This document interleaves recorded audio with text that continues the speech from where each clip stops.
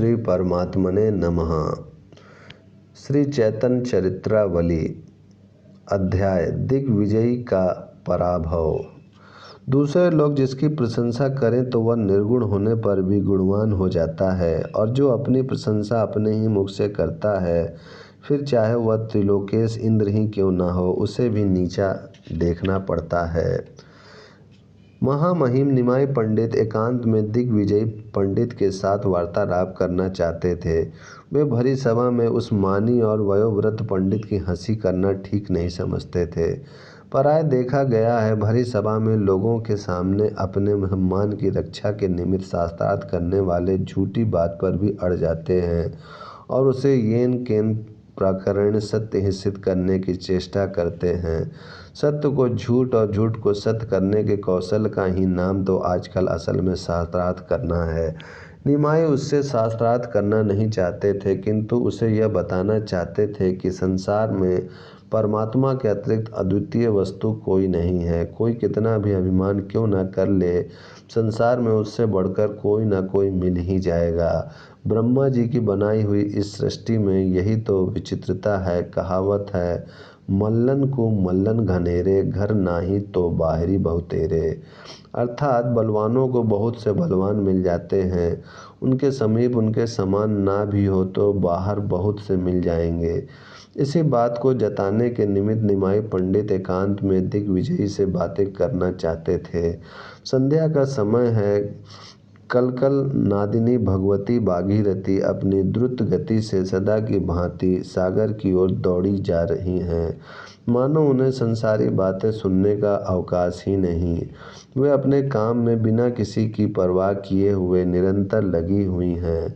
कलरव करते हुए भांति भांति के पक्षी आकाश मार्ग से अपने अपने कोठरों की ओर उड़े जा रहे हैं। भगवान भुवनेश्वर भुवन भास्कर के अस्ताचल में प्रस्थान करने के कारण विधवा की भांति संध्या देवी रुदन कर रही हैं।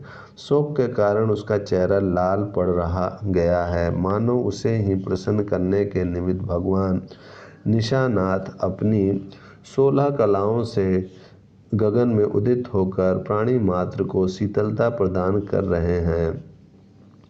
पुण्य तोया जाह्नवी के वैडूर्य के समान स्वच्छ नील जल में चंद्रमा का प्रतिबिंब बड़ा ही भला मालूम होता है। पराय सभी पाठशालाओं के बहुत से मेधावी छात्र गंगा जी के जल के बिल्कुल सन्निकट बैठकर शास्त्र चर्चा कर रहे हैं। एक दूसरे से प्रश्न पूछता है, वह उसका उत्तर देता है। पूछने वाला उसका फिर से खंडन करता है। उत्तर देने वाले की 10-5 विद्यार्थी मिलकर सहायता करते हैं। अब सहायता करने वालों से शास्त्रार्थ छिड़ जाता है। इस प्रकार सब एक दूसरे को प्रहास करने की जी जान से चेष्टा कर रहे हैं। शास्त्रार्थ करने में असमर्थ छात्र चुपचाप उनके समीप बैठकर शास्त्रार्थ के श्रवण मात्र से ही अपने को आनंदित कर रहे हैं।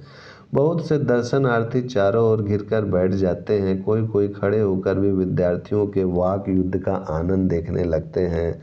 तब दूसरे विद्यार्थी उन्हें इशारे से बिठा देते हैं। इस प्रकार विद्यार्थियों में खूब ही शास्त्रोलोचना हो रही है। इन सभी छात्रों के बीच निमाई पंडित मानो सिरमौर हैं। इस शास्त्रार्थ की जान वे ही हैं। वे स्वयं भी विद्यार्थियों में मिलकर शास्त्रार्थ करते हैं और दूसरों को भी उत्साहित करते जाते हैं। दूसरे पंडित एकांत में दूर खड़े होकर कोई संध्या का बहाना करके, कोई पाठ के बहाने से निमाई के मुख से निःसृत वाक सुधा का रसास्वादन कर रहे हैं। बहुत से पंडित यथार्थ में संध्या करके मनोविनोद के निमित्त विद्यार्थियों के समीप खड़े हो गए हैं और एक दूसरे के विवाद में कभी कभी किसी की सहायता भी कर देते हैं। इस बीच दिग्विजयी पंडित भी अपने 2-4 अंतरंग पंडितों के साथ गंगा जी पर आए। दिग्विजय का सुंदर सुहावना गौर वर्ण था। शरीर सुगठित और स्थूल था।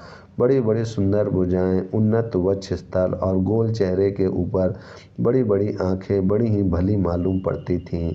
उनके प्रशस्त सुंदर ललाट पर रोली की एक चौड़ी सी बिंदी लगी हुई थी। सिर के बाल आधे पक गए थे। चेहरे से रोब और विद्युता प्रकट होती थी। शरीर में अभिमान जन्य स्फूर्ति थी। केवल एक सफ़ेद कुर्ता पहने नंगे सिर आकर दिग्विजय ने गंगा जी को प्रणाम किया आचमन करके वे थोड़ी देर बैठे रहे, फिर वैसे ही मनोविनोद के निमित्त विद्यार्थियों की ओर चले गए। निमाई के समीप के विद्यार्थी ने इशारे से बताया, यही वे दिग्विजयी हैं। दिग्विजयी को देखकर निमाई पंडित ने उन्हें नम्रतापूर्वक प्रणाम किया और बैठने के लिए आग्रह किया। पहले तो दिग्विजय ने बैठने में संकोच किया, जब सभी ने आग्रह किया तो वे बैठ गए। पराये मानियों के समीप ही मान प्रतिष्ठा की परवाह की जाती है। जो मान अपमान से परे है, उनके समीप मानी अमानी मूर्ख पंडित सभी समान रूप से जा आ सकते हैं और उनकी सीधी सादी बातों में वे मान अपमान का ध्यान नहीं करते। इसीलिए तो लड़के पागल तथा मूर्खों के साथ सभी बेखटक के चले जाते हैं और उनसे उन्हें उद्वेग नहीं होता। उद्वेग का कारण तो अंतरात्मा में सम्मान की इच्छा है। जिसके हृदय में सम्मान की लिप्सा है, वह माननीय लोगों में सम्मान के ही साथ जाना पसंद करेगा।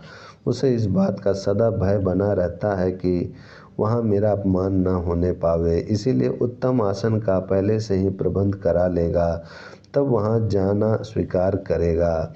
विद्यार्थी तो मान अपमान से दूर ही रहते हैं, उन्हें मान अपमान की कुछ भी परवाह नहीं रहती। चाहे विद्यार्थी सभी शास्त्रों को पढ़ चुका हो, जब तक वह पाठशाला में विद्यार्थी बना है, तब तक वह छोटे से छोटे विद्यार्थी से भी समानता का ही बर्ताव करेगा।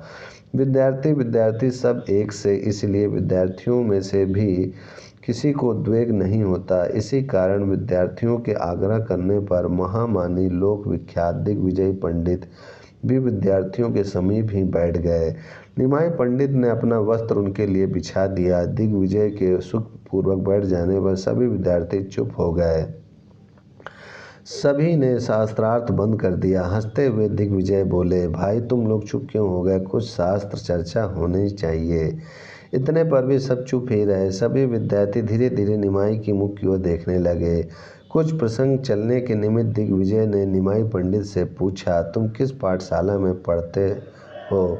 निमाई इस प्रश्न को सुनकर चुप हो गए। वे कुछ कहने ही को थे कि उनके समीप बैठे हुए एक युवक छात्र ने कहा, ये यहाँ के विख्यात अध्यापक निमाई पंडित हैं।